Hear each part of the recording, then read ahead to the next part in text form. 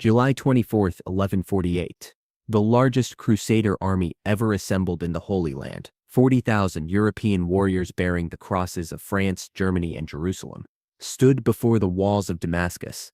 Their siege towers rose like wooden mountains against the summer sky. Their catapults, each requiring 20 men to operate, had been dragged across hundreds of miles of hostile territory for this singular moment. Inside Damascus, barely 12,000 Muslim defenders watched this Christian tide approach and understood that they faced not just military conquest, but the potential erasure of Islamic power in Syria forever. Picture this nightmare from the perspective of Damascus's citizens. You're standing on the ancient walls of one of Islam's oldest and most beautiful cities, looking down at a sea of European steel that stretches to the horizon. 40,000 knights, infantry, and pilgrims who have spent 2 years marching from the cold forests of Europe to conquer your home. The mathematics are terrifying. More than 3 Christian warriors for every Muslim defender. The greatest kings of Christendom, Louis VII of France and Conrad III of Germany, command this host with the combined wealth of half of Europe funding their campaign. But here's what the Crusader war councils gathering in their silk pavilions didn't understand about Damascus.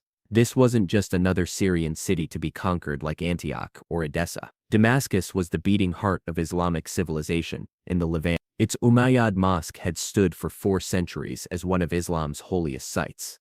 Its libraries held knowledge accumulated across generations of Islamic scholarship. Its orchards, the famous Ghouta, produced fruits and grains that fed not just the city but the entire region. Most critically, Damascus possessed something no amount of European gold could purchase: the unwavering determination of defenders who understood that surrender meant the death of Islamic Syria itself. The Second Crusade had begun with fanfare that echoed across Christian Europe. Pope Eugenius III's call to arms in 1145 had promised redemption and glory. Bernard of Clairvaux, Christianity's most influential preacher, had recruited with speeches that made grown men weep with religious fervor. When King Louis VII of France and Emperor Conrad III of Germany both took the cross, it seemed that God himself demanded Muslim defeat. The Crusader force that eventually reached the Holy Land represented the largest military expedition since the First Crusade, 50 years earlier. But the journey had already revealed cracks in this magnificent facade. Conrad's German army had suffered catastrophic losses to Seljuk Turks in Anatolia, reducing his 40,000 warriors to barely 15,000 survivors. Louis's French forces had fared better but arrived in the Levant exhausted from months of marching through hostile territory. The two monarchs, who should have been united in holy purpose, barely disguised their mutual contempt. German knights mocked French tactical incompetence. French nobles sneered at German lack of sophistication. When these fractured forces finally united with the Kingdom of Jerusalem's resident Crusaders outside Acre in June 1148, military logic demanded they attack Aleppo or strengthen existing Crusader territory. Damascus, after all, had maintained careful neutrality in recent conflicts, neither supporting nor opposing Christian presence. Attacking Damascus would transform a potential ally into an implacable enemy and potentially unite fractured Muslim forces across Syria. But logic meant nothing compared to glory. The Crusader nobility, desperate for a victory that would justify their expedition, chose Damascus precisely because it was wealthy, famous, and seemed achievable. On July 24th, 40,000 Christians began their approach to walls that 12,000 Muslims had sworn to defend or die trying. The commander of Damascus's defense was Mu'in ad-Din an-Nur, a man whose 55 years had been spent mastering the deadly art of Syrian warfare. Unlike European knights who treated combat as glorified tournament, an-Nur understood war as calculated strategy where victory came from exploiting enemy weaknesses rather than demonstrating personal courage. He had watched Crusader tactics for decades, studied their strengths: heavy cavalry charges, sophisticated siege equipment, seemingly unlimited resources, and identified their fatal flaws. European armies, an-Nur recognized, depended entirely on supply lines that stretched thousands of miles. They fought as feudal contingents rather than unified forces, with nobles competing for glory even when cooperation meant survival. Most critically, they had no understanding of how to conduct warfare in the desert climate that surrounded Damascus. Those magnificent suits of plate armor that seemed invincible in European forests became ovens in Syrian summer heat. Those massive destroyer warhorses, bred for power rather than endurance, collapsed after hours and temperatures exceeding 11. But Honor's most brilliant strategic insight went deeper than tactical observation. He understood that Damascus didn't need to defeat 40,000 Crusaders in open battle. The city only needed to make conquests so expensive in time, resources, and casualties that Christian unity would shatter under the strain of diminishing returns. Medieval armies were fragile political coalitions, held together by shared purpose and expectation of plunder. Remove those unifying factors, and even the largest host would dissolve into competing factions more interested in abandoning than continuing. The defense of Damascus began not with combat, but with calculated sacrifice that would have broken lesser commanders. Honor ordered the destruction of the Ghouta, Damascus's famous orchards and gardens that had taken centuries to cultivate. Muslim forces systematically burned fruit trees, poisoned wells, and demolished irrigation systems that represented generations of agricultural development. The psychological cost was enormous. Farmers wept as soldiers put torch to orchards their grandfathers had planted. But Honor understood that those same orchards would provide cover for Crusader siege operations and food for Christian armies. Better to destroy what made Damascus beautiful than give enemies resources to destroy Damascus itself. When Crusader forces finally reached the city walls on July 24th, they found not the easy conquest promised by their scouts, but a wasteland of ash and charred stumps where flourishing gardens should have been. The first strategic advantage belonged to Damascus. Christian armies would find neither food nor cover in terrain that had been transformed into an opponent.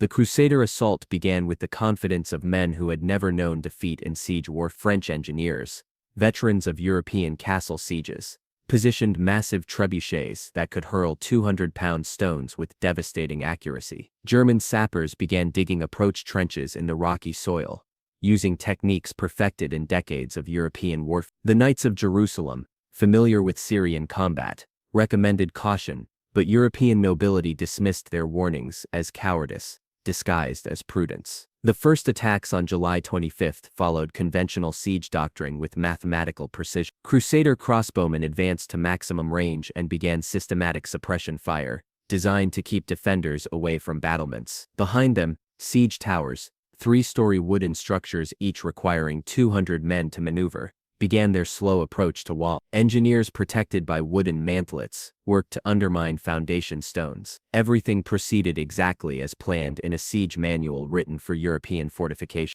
But Damascus wasn't a European castle. Its walls, rebuilt and strengthened over centuries of warfare with Byzantines, Seljuks, and previous Crusaders, had been designed specifically to counter siege techniques that Europeans considered innovative. The angle of battlements created killing zones where defenders could rain arrows down, while remaining almost invisible to attackers. The foundation stones ran so deep that undermining would take months rather than weeks. Most critically, the garrison understood something European nobles had never experienced: how to fight effectively in heat that turned metal armor into torture devices. The defenders' response to that first assault demonstrated why Damascus had survived as an independent city for over a millennium. As Crusader siege towers advanced, Muslim engineers triggered mechanisms that sent waves of burning oil cascading down from wall-mounted cisterns. The wooden towers, despite being covered in water-soaked hides, ignited like massive torches. European soldiers inside either burned alive or jumped to their deaths. The screams of men cooking inside armor echoed across the battlefield with sounds that made even hardened warriors flinch. When Crusader infantry attempted to assault with scaling ladders, Damascus defenders demonstrated coordinated defense that European armies couldn't match. Specialized teams worked in rotation, archers maintaining suppression fire, soldiers pushing away ladders with forked poles, others dropping stones and boiling water on attackers below. The Muslim garrison fought with desperate efficiency of people defending their homes, their faith, and their civilization against invaders who sought to erase all three. By sunset on July 25th, the Crusaders had achieved nothing except 600 casualties in exchange for zero progress. The siege towers burned like funeral pyres visible for miles. Scaling ladders lay shattered at wall bases. The only Crusaders to reach Damascus's battlements had been killed so quickly their bodies still hung from walls where they'd fallen. European nobility gathered for increasingly acrimonious war councils, where French blamed Germans for insufficient commitment, Germans blamed French for tactical incompetence, and resident Crusaders blamed both for ignoring advice. But the real disaster for Christian forces came from an enemy they couldn't fight with swords or siege equipment. The Syrian summer heat, completely alien to warriors from temperate Europe, proved more deadly than Muslim Arab. Men in full armor collapsed from heat exhaustion before ever engaging enemies. Horses, denied adequate water and feed in the barren landscape Uner had created, died by dozens daily. The Crusader medical system, designed for treating combat wounds, had no framework for managing heat-related casualties that filled field hospitals faster than arrow wounds. Inside Damascus, Mu'in ad-Din Uner watched Christian suffering with calculated satisfaction. Every day the siege continued without breakthrough meant enemy strength diminished while his own remained stable. Damascus possessed cisterns filled with water from the Barada River, water that would sustain defenders for months while besiegers watched their forces literally dry up in Syrian heat. The city's granaries held stores accumulated specifically for siege conditions. Most critically, Uner had sent urgent messages to every Muslim power in Syria, with simple arguments that transcended political rivalry. If Damascus fell to the Crusaders, every Islamic city would be next. The response to those appeals transformed Damascus's defense from desperate resistance into eventual victory. On July 27, dust clouds appeared on the eastern horizon that made Crusader sentries reach for weapons before understanding what they signaled. Nur ad-Din, the young and ferociously capable ruler of Aleppo, was approaching with 12,000 fresh cavalry. Behind him came contingents from Homs, Hama, and other Syrian cities that had spent years fighting each other but now united against the Christian threat. The arrival of Muslim reinforcements changed everything in ways that went beyond simple numbers. Yes, Damascus' garrison effectively doubled from 12,000 to 24,000 fighters.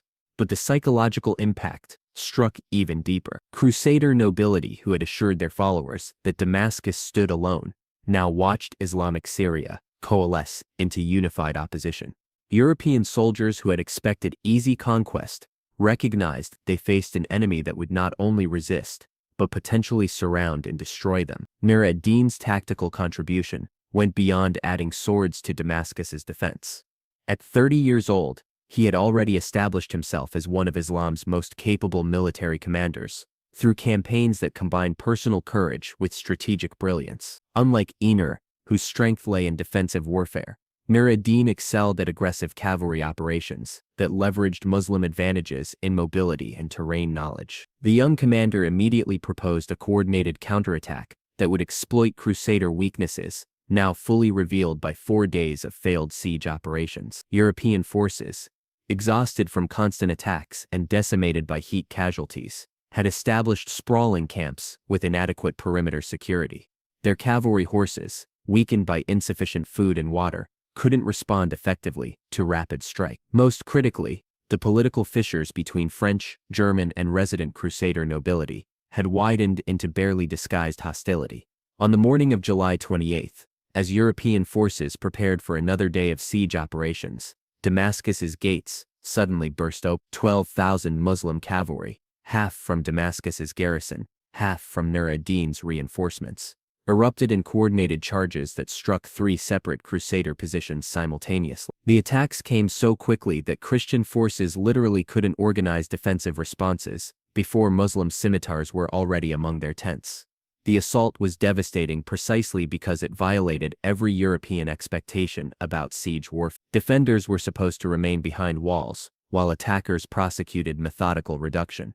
The concept of a besieged force launching aggressive counterattacks simply didn't exist in Crusader tactical doctrine. When it happened, confusion multiplied into panic, as European soldiers tried to understand whether they were under attack from Damascus, from Nur ad-Din's reinforcements, or from some third force they hadn't detected. The battle that followed wasn't one engagement, but 3 simultaneous combats, each demonstrating different aspects of Muslim tactical superiority. In the northern Crusader camp where French forces had concentrated, Damascus cavalry executed hit-and-run attacks that drew French knights into pursuit across terrain, where Muslim horses held decisive advantage. European destroyers, magnificent in short charges, couldn't match Arabian stamina in prolonged running fights. French knights found themselves separated from supporting infantry, surrounded by enemies who attacked with arrows before melting away, then repeated the process until European survivors retreated in disorder.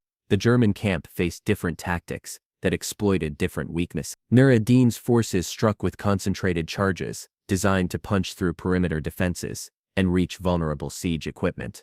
Muslim warriors set fire to German trebuchets and siege towers that had required weeks to construct. They slaughtered camp followers who maintained supply operations. Most devastatingly, they captured portions of the German baggage train, containing food reserves and water supplies that armies marching through hostile territory couldn't replace. But the Jerusalem Crusaders endured the most psychologically damaging attack. Muslim forces specifically targeted the resident nobility, who would remain in the Levant after European kings returned home. These attacks carried messages beyond immediate combat, warnings that Damascus would remember every participant and extract revenge long after the siege ended. Several prominent Jerusalem barons died in their tents, killed by Muslim warriors who penetrated defenses with inside knowledge of Crusader security procedures.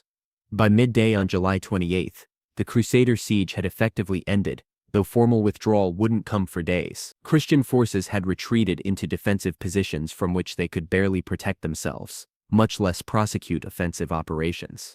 Casualty counts told devastating stories: over 3,000 Europeans dead or wounded in exchange for roughly 900 Muslim casualties. The exchange rate favored Damascus so dramatically that continuing siege operations meant certain annihilation. But the final blow came not from combat but from political disintegration that Muhammad ad-Din an-Nur had predicted from the beginning. French and German kings, whose alliance had always been fragile, now openly blamed each other for the disaster. French nobility accused Germans of cowardice during Muslim counterattacks. Germans responded that French tactical incompetence had endangered everyone. The resident Crusaders of Jerusalem, watching their long-term interests destroyed by European foolishness, began secret communications with Damascus about terms for withdrawing. On July 28, just 5 days after the siege began, Crusader commanders formally decided to abandon operation. The official explanation cited changed circumstances and strategic considerations, bureaucratic language masking catastrophic military and political failure. European armies that had approached Damascus with 40,000 warriors now counted barely 32,000 effective soldiers. Heat, combat, disease, and desertion had consumed the rest. The retreat from Damascus became one of medieval warfare's most humiliating episodes. Muslim cavalry harassed withdrawing Christians mercilessly, picking off stragglers and supply wagons, while avoiding pitched battle that might allow Crusaders to leverage their remaining strengths. The march that had taken 3 days approaching Damascus required 7 days retreating, with European forces losing hundreds more to arrows, heat exhaustion, and simple despair. When the last Crusader banner finally disappeared beyond Damascus's horizon on August 5, the city erupted in celebrations that mixed religious gratitude with military triumph. The Umayyad Mosque filled believers offering prayers of thanksgiving. Street festivals spontaneously generated as citizens recognized they had survived apocalypse. But Muhammad ad-Din an-Nur, watching from the walls he had defended so brilliantly, understood that Damascus's victory represented something far greater than one city's survival. The strategic consequences cascaded across the medieval world for decades. The Second Crusade, which had begun with such magnificent promise,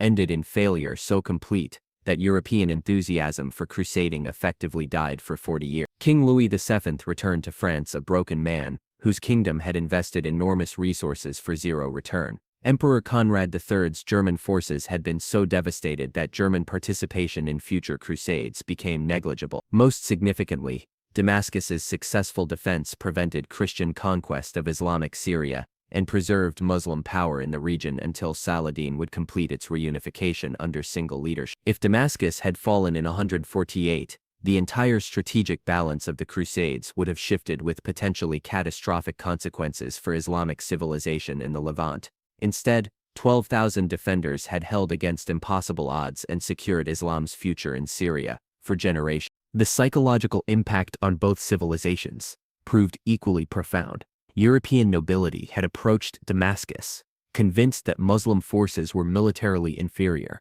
a racist assumption that decades of Crusader victories had reinforced. Damascus shattered that confidence by demonstrating that Islamic armies, led by capable commanders, could not only resist, but defeat the best Europe could send.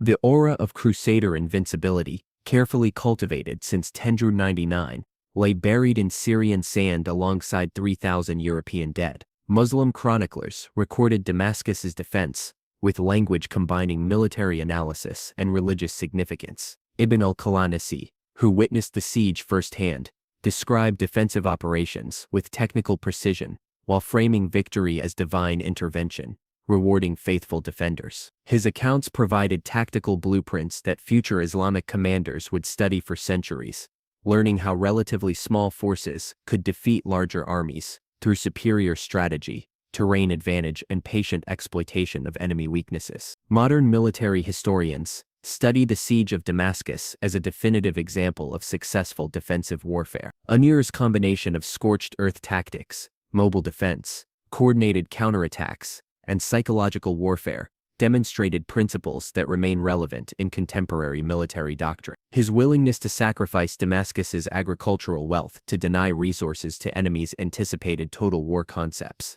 that wouldn't fully develop until the modern era. Individual heroism on both sides deserves remembrance, even across the divide of victory and defeat. Muslim defenders who stood on Damascus's walls against overwhelming odds displayed courage that transcended religious or cultural boundaries. European soldiers who marched thousands of miles to fight in conditions utterly alien to their experience showed determination even if their cause was flawed. War honors bravery even when strategy determines outcomes. But the deeper lesson of Damascus resonates beyond tactical analysis. The siege proved that numbers, equipment, and even righteousness of cause mean nothing when facing enemies who combine superior strategy with absolute commitment to defense. 40,000 Crusaders brought overwhelming military advantage to Damascus. 12,000 Muslims brought something more powerful, complete understanding of how to transform every available resource, including terrain and climate, into weapons that made numerical superiority irrelevant. The largest Crusader army ever assembled had approached Damascus's walls, confident that Islamic Syria's fate would be decided by European swords. August 5th, those same Crusaders retreated in chaos, leaving behind 3,000 dead and the shattered dreams of conquest. Between those two dates, 12,000 Muslim defenders had demonstrated that the greatest victories come not from overwhelming force, but from tactical brilliance, strategic patience, and faith that sustained courage when mathematics said resistance was impossible. In the shadow of Damascus's walls, Mu'in ad-Din Anir and Nur ad-Din had proven that Islamic civilization could defend itself against any threat when led by commanders who understood that warfare is ultimately about making enemies defeat themselves through exhaustion, confusion, and the slow realization that some citadels of faith and culture simply cannot be conquered by mortal armies, no matter how large.